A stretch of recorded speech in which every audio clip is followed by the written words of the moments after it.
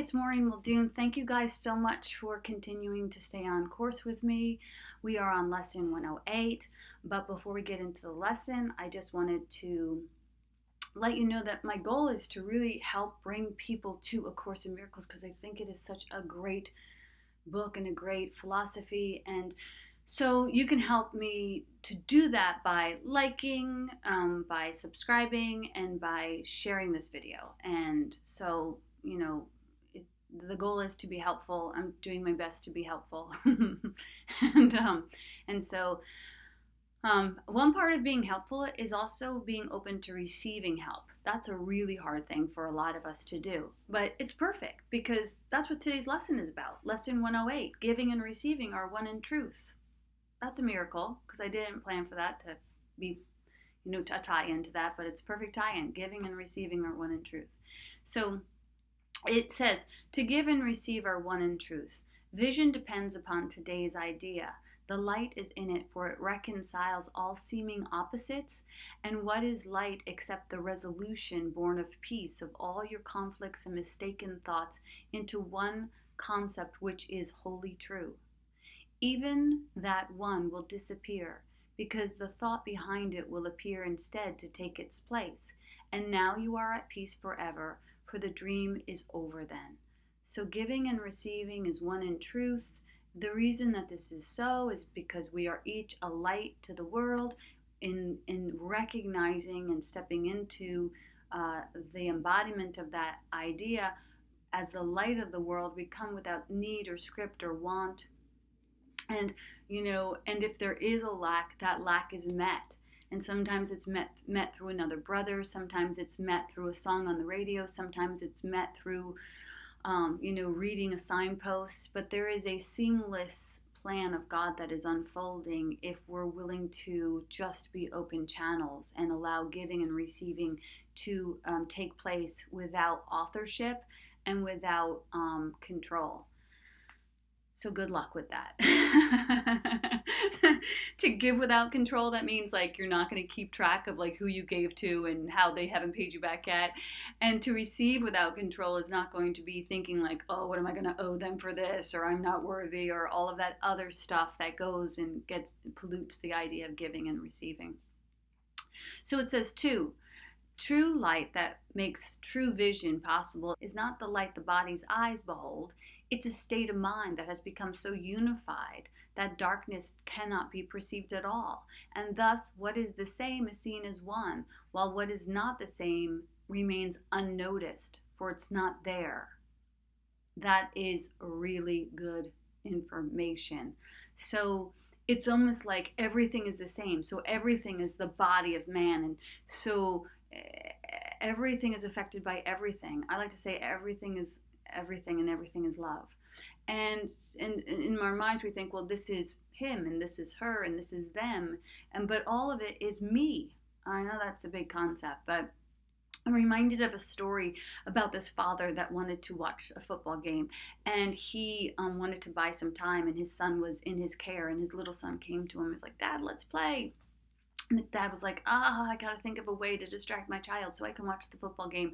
And he saw this map of the world on a piece of newspaper. And he took the newspaper and he ripped it into 1,000 pieces. And he gave it to his son with some tape. And he was like, here, go, put this puzzle together of the world. And he knew his son didn't know anything about the world. So he was like, this is going to buy me a lot of time.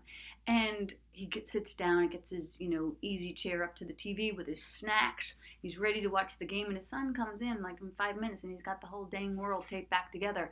And he's like, what? And he's like, how did you do that? And he's like, you don't know anything about the world. And the boy said, you're right, Dad. I don't know anything about the world. But I do know about a man because I know about you. And on the back of the map of the world was a picture of a man. And when I put the man back together, I put the world back together. And so this lesson is the same. It's we're all pieces of the world, and we're all so connected. And we think that we're separate states and separate beings and separate ideas and separate agendas. But underneath the direction of the Holy Spirit, we're all one. So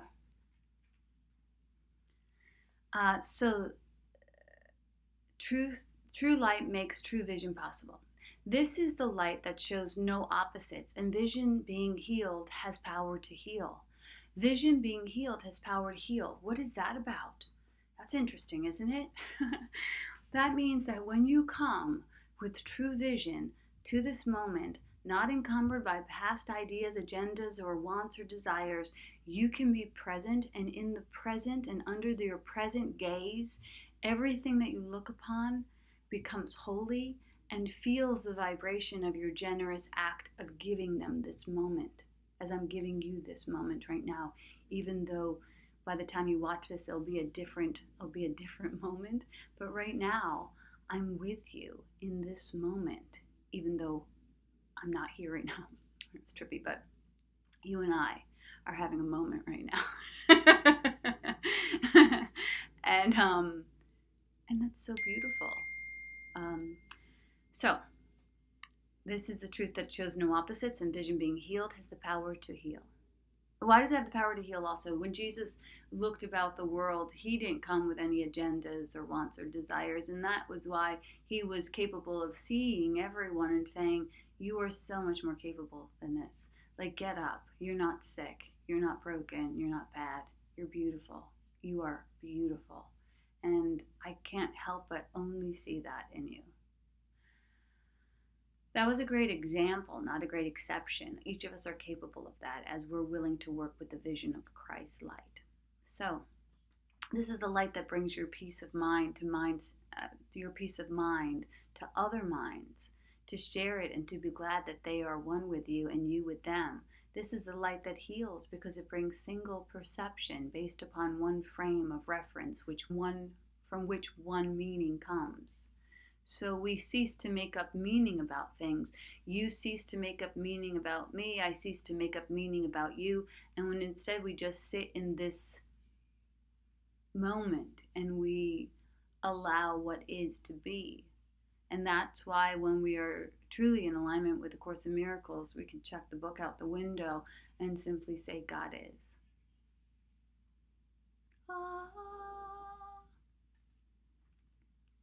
So, here are both giving and receiving seen as different aspects of one thought, which truth does not depend on which is seen as first nor which appears to be in second place. Here it's understood that both occur together, that the thought remains complete, and that this understanding is the base on which all opposites are reconciled, because they're perceived from the same frame of reference, which unifies this thought.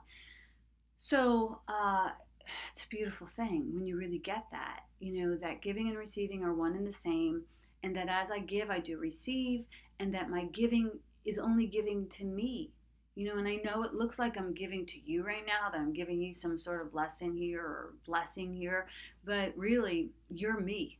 And again, I know that's trippy, but also, I'm you, So, it works both ways. So, when we walk down the street and we see someone who's homeless, I am that I am. When we watch TV and we see someone winning an award, I am that I am. And to take no shame and no blame and no fame in any of it, it just is. To not make any meaning of it. So we want to make meaning of the homeless person and say, oh my gosh, they're homeless and this is bad. No, he just is, and I can bless him. Oh my God, they won an award and this is good. I don't know that that's good. I mean, it just is, and I can bless them. So, one thought completely unified will serve to unify all thoughts. This is the same as saying one correction will suffice for all corrections, or that forgiving one brother wholly is enough to bring salvation to all minds. For these are but some special cases of one law which holds for every kind of learning, if it be directed by the one who knows the truth. So it's saying, like, if you forgive one brother, you're going to have a healing with all brothers. I know that sounds crazy, but that's the truth. Giving and receiving can be seen in so many different classrooms and experiences, and it's always true. So wherever you try it out, whether you try it out with forgiveness or whether you try it out with generosity, giving and receiving, you will find it's the same. So today we practice with a special case of giving and receiving. We'll use this simple lesson in the obvious because it has results we cannot miss. So we're going to use it in a specific way, and we're going to use it with peace. It says to give is to receive. Today we will attempt to offer peace to everyone and see how quickly peace returns to us. Light is tranquility, and in that peace is vision given us, and we can see. So we begin the practice period with the instructions for today and say, to give and receive are one in truth. I will receive what I am giving now, which is a dangerous statement because if you're not giving love, you're going to say like, I'm going to receive that. And that's the truth. What you give out returns to you. The world is just a mirror. So it's good news though, because like if we see people that are broken and inflicted and agitated, we could say, wow, this lives within me. I spot it because I got it, and I don't leave it because I see it, but I see it because I've believed in it. We're just projecting things. So if we can let go of all that projection and just move into Holy Communion with all things, God meeting God, we have to heal that from the inside. No, so that's dangerous. We're gonna get back what we give out. So we want to know that, but it's beneficial to know that because we could also just give out love. I mean, that would be a very strong argument as to why we want to give only love. Then close your eyes and for 5 minutes think of what you would hold out to everyone and have as your own. You might, for instance, say, to everyone I offer quietness, to everyone I offer peace, to everyone I offer gentleness. Whatever you are lacking, give that out into the world. Say each one slowly and then pause a while, expecting to receive the gift that you give. So as you say it, like wait and then let it return to you. And it will come to you in the amount in which you gave it. You will find you have exact return, for that is what you asked. It might be helpful too to think of one to whom you give your gifts. He represents the others, and through him you give to all. So during this practice period, you might want to think about one person who is in your life who could really use some gentleness or some peace or some compassion, and extend that to that brother, then let it return to you. You might go through a Rolodex of people. Actually, the lesson says pick one person, so maybe we should stick with what the lesson says. I always want to add a parade to a party. I'm always like, then we can do this, and then we can do this.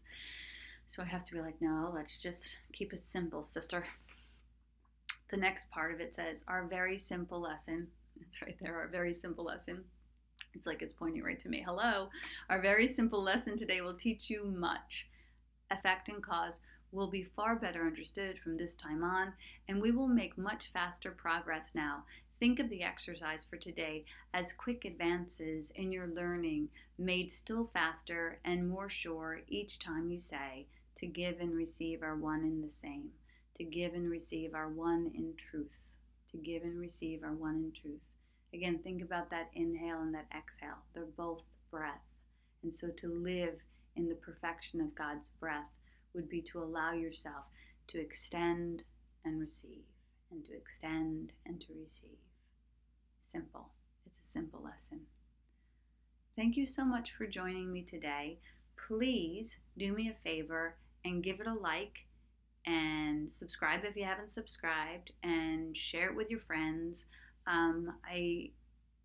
Because I get a lot out of sharing these lessons. An idea shared is strengthened. So if you share them, then the idea will be strengthened for you as well. So hope that's helpful. God bless and namaste.